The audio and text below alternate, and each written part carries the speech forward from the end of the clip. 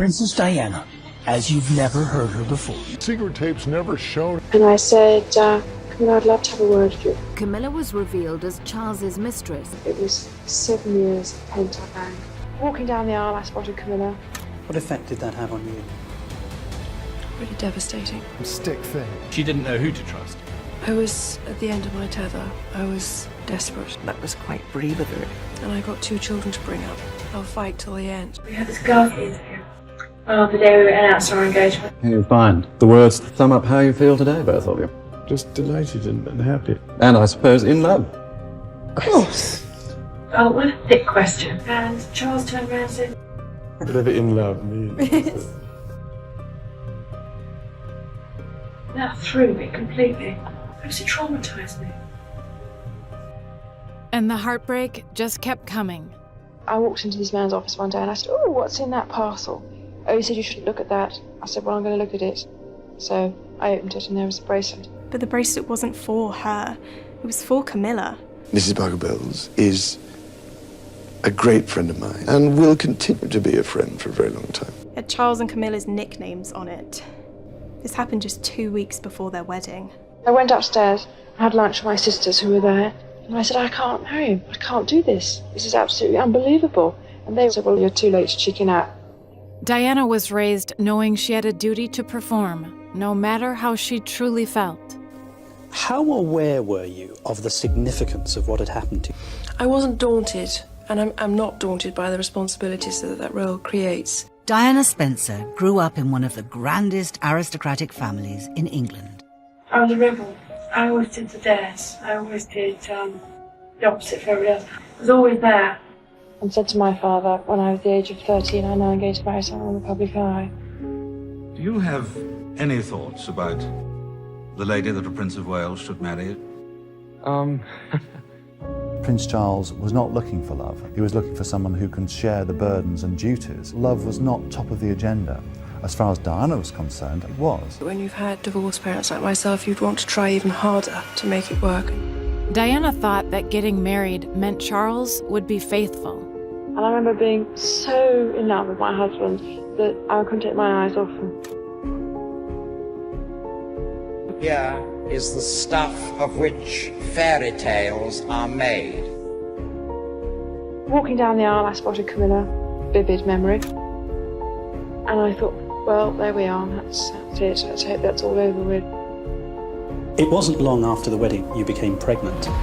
What was your reaction when you learned that the child was a boy? Enormous relief. I felt the whole country was in labour with me. I feel my role is supporting my husband and always being behind him, encouraging, and also, most important thing, being a mother and a wife. That's what I try to achieve. Being a mom came naturally to Diana. It brought out a side of her that no one had seen before. To myself and William, she was just the best mother ever. She was one of the naughtiest parents. She had a very cheeky sense of humour. She would just engulf you and squeeze you as tight as possible.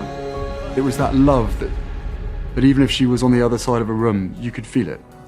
And when she showed that side of herself to the world, they loved her. You very much created the role that you would pursue for yourself. I was compelled to go out and do my engagements and not let people down and support them and love them.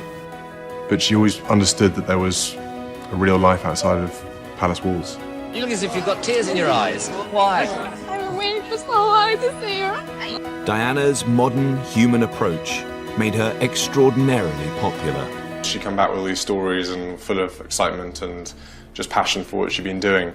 But there was one person who wasn't excited for Diana. So they were expressing a preference even then for you rather than your husband? Yes. I've come to the conclusion that really it would have been far easier to have had 2 wives.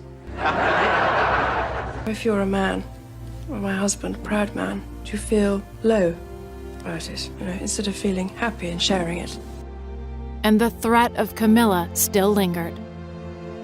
A husband who loves someone else, yes. You really thought that? Mm-hmm. I didn't think that, I knew it. She was aware things had been going on. The staff all knew. Everybody knew where he was going. So she didn't know who to trust. What effect did that have on you? Pretty devastating. It's just a feeling of being no good at anything and being useless and hopeless. It was already difficult, but it became increasingly difficult. When no one listens to you, all sorts of things start to happen. I chose to hurt myself instead of hurting all of you. She became stick thin. There was concern, but it was explained away by the palace at the time, and we accepted what they said. People were using my bulimia as a coat on a hanger. They decided that was the problem. Diana was unstable. I was crying out for help, but giving the wrong signals. And I was actually crying out because I wanted to get better and continue my duty and my role as wife, mother.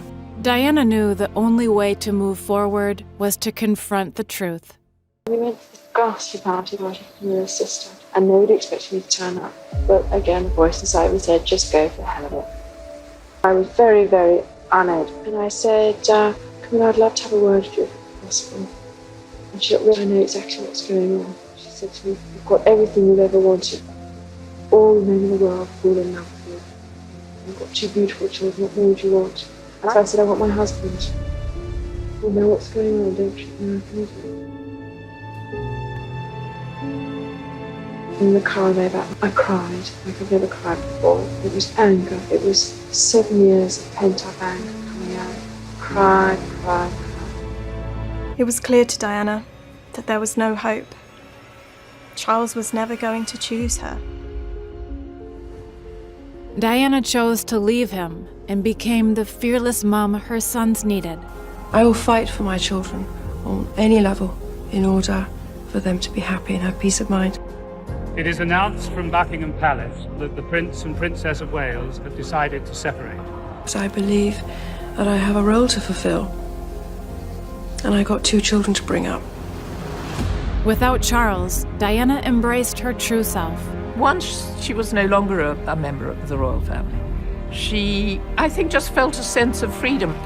And I found myself being more and more involved with people who were rejected by society. I found an affinity there. When I used to sit on hospital beds and hold people's hands, people used to be sort of shocked because they said they'd never seen this before. And to me, it was quite a normal thing to do. And when I saw the reassurance that I did it everywhere, and will always do that. HIV does not make people dangerous to know. So you can shake their hands and give them a hug. Heaven knows they need it. She wanted to make a difference. This was a new Diana, independent, modern, confident, the people's princess. And she made sure that her sons would follow in her footsteps. I've taken the children to all sorts of areas where I'm not sure anyone of that age in this family has been before. I want them to have an understanding of people's emotions, people's insecurities, people's distress, people's hopes and dreams. The legacy of the People's Princess lives on to this day.